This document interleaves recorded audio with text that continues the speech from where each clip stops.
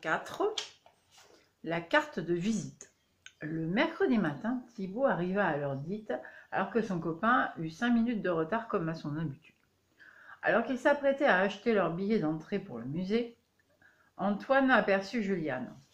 « Oh, merci d'être venue. Tu es la plus sympa des filles. C'est bon, hein. Fini les moqueries, alors ?» s'inquiète la fillette. « Ok, promis. On cassera même la figure à ceux qui oseraient se moquer de toi. Bon, passons aux choses sérieuses. Avez-vous un plan d'action ?» Antoine lui expliqua la stratégie mise au point. Une fois rentré à l'intérieur du musée, Juliane entreprit une visite guidée à sa façon. Pour ne pas la vexer, les garçons essayèrent de ne pas lui montrer leur ennui. Après cette brève initiation artistique, Antoine, Thibaut et Juliane se retrouvèrent devant la porte menant à l'entrepôt, à la remise. Celle-ci était entrouverte. La seconde ne l'était pas. La seconde porte. Problème égale solution, affirma Juliane en enlevant une de ses barrettes. Elle l'enfonça dans la serrure, comme au cinéma. Après maintes tentatives, elle triompha. La porte s'ouvrit, les tableaux étaient encore là. Les faussaires avaient même laissé le matériel d'encadrement non utilisé. En retournant une des moulures de bois du sol, Juliane découvrit une carte de visite.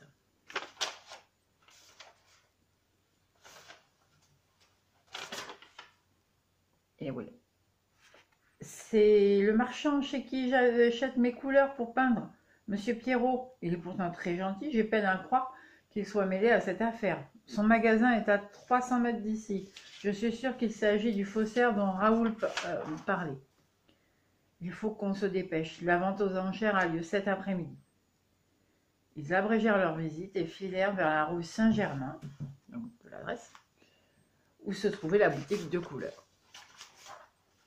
Et on se retrouve pour le chapitre 5. Chapitre 5, le magasin d'art. Arrivés devant le magasin d'art, ils hésitèrent à rentrer. Comment s'y prendre ? Finalement, Juliane prit la tête des opérations. Elle y pénétra d'un pas décidé, suivi d'Antoine et Thibaut. Bonjour Monsieur Pierrot, comment allez-vous aujourd'hui? Très bien ma petite Juliane, j'ai reçu une nouvelle marque de crayons, veux-tu les voir?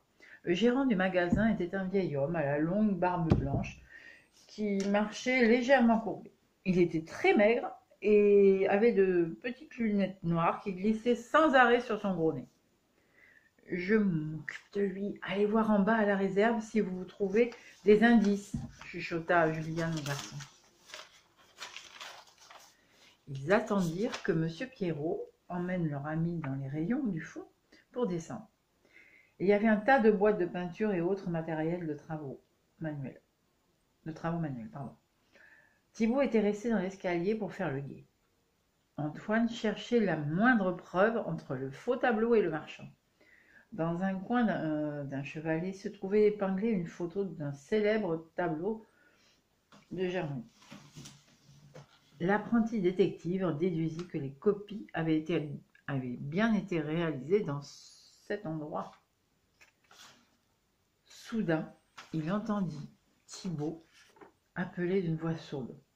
Il le vit descendre dans les bras de Raoul, suivi de Marco. Le pauvre Thibaut se débattait en vain. L'homme au chapeau de feutre le bâillonnait pour l'empêcher de parler. Les deux escrocs refermèrent la porte. « Voici donc nos deux petits curieux du musée. Vos parents ne vous ont pas appris à ne pas vous mêler des affaires des autres ? »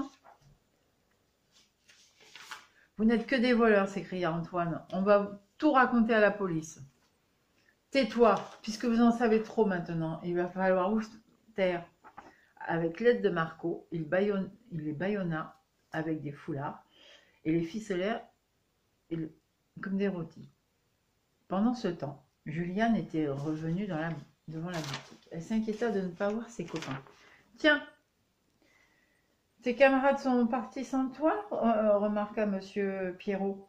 « Ils auraient pu t'attendre. N'aiment-ils pas la peinture ?»« Oh, si, mais ils avaient des courses à faire dans le quartier. » Malgré ces paroles, Juliane n'était pas convaincue. Elle sortit de la boutique de couleurs, perdue dans ses pensées. On se retrouve pour le dernier chapitre. Chapitre 6. La vente aux enchères. Juliane se demandait ce qui avait bien pu se passer. Pourquoi les garçons avaient-ils disparu? Elle n'avait fait que quelques pas lorsqu'elle entendit un drôle de bruit dans la ruelle à l'arrière du magasin. Cachée derrière une poubelle, elle observa la scène.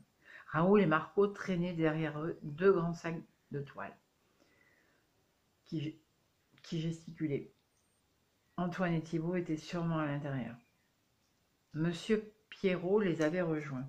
« Où les emmenez-vous » demanda-t-il. « À la vente aux enchères. Pas question de les laisser sans surveillance. Ne leur faites pas de mal, ce ne sont que des gosses, » insista le vieux marchand. Raoul ne répondit pas. Il monta dans la camionnette en compagnie de Marco. « Vite !» Il fallait agir, pensa Juliane. Prévenir la police et stopper la vente aux enchères.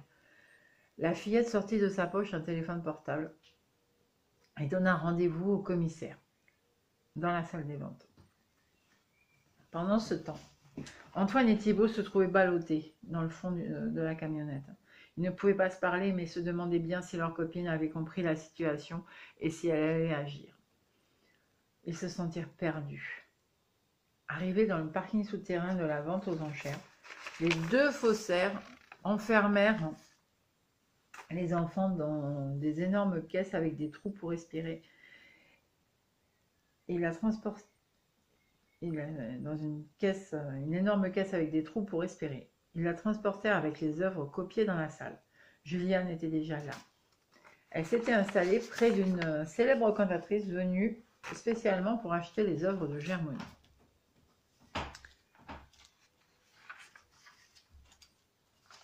La vente aux enchères fut lancée.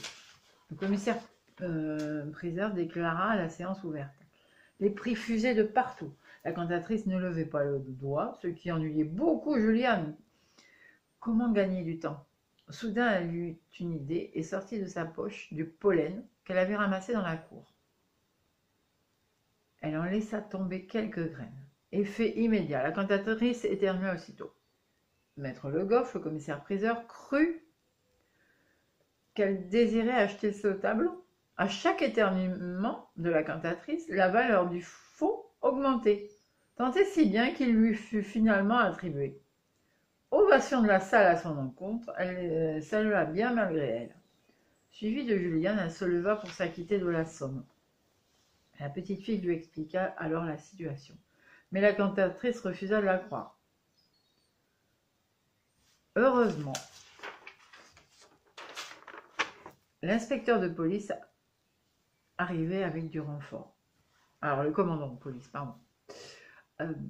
Marco et Raoul furent arrêtés et les 2 amis de Juliane enfin libérés de la caisse en bois. Cela faisait 3 ans que les enquêteurs cherchaient à démanteler ce réseau de faux tableaux. Pour les remercier, la ville récompensa Juliane, Antoine et Thibault pour leur bravoure en leur offrant des entrées gratuites pour tous les musées de la ville. Le lendemain à l'école, les 3 nouveaux copains furent les vedettes. Tous leurs camarades leur demandaient de raconter leur aventure. Depuis ce jour, ils devinrent tous 3 inséparables. La fillette les aida à faire leurs devoirs et eux, ils lui apprirent à jouer au foot. Chaque été, ils partaient en vacances ensemble. Leurs parents étaient devenus aussi de grands amis. Au bord de la mer, il leur arrivait plein d'autres histoires fantastiques où ils purent jouer, encore une fois, les apprentis détectives. Voilà, j'espère que cette histoire t'a plu et on se retrouve bientôt pour une autre histoire. Ciao, ciao!